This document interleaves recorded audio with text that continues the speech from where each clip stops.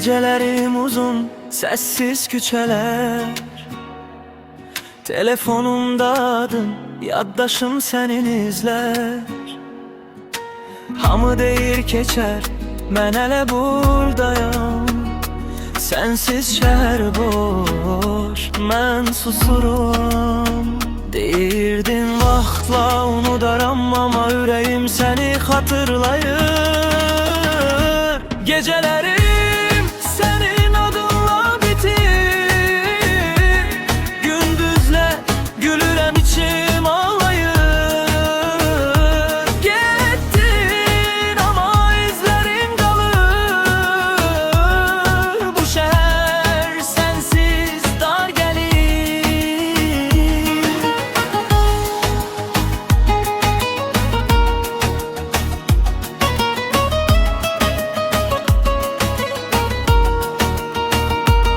Səhər günəşini görürəm, ama sen yoksan. Hamı xoşbəxt, mən ritmlə oynayıram. Yaddaşımda sənsən, xatirələrimlə dans. Telefon sessiz, ama ürəyim səninlə danır. Vaxt keçir, ama hisslər keçmir. Sen gittin ama kaldın içimde. Gecələrim sənin adınla bitir. Gündüzlər gülürəm, içim ağlayır. Getdin ama izlərin qalır. Bu şəhər sənsiz dar gəlir.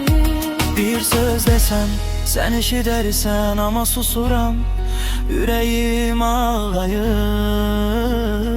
Her iz kaldı, her bakış kalır. Bu şehir sensiz dar gelir.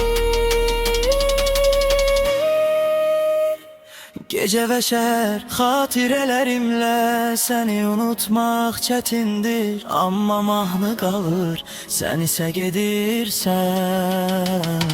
Gecələrim sənin adınla bitir. Gündüzlər gülürəm, içim ağlayır.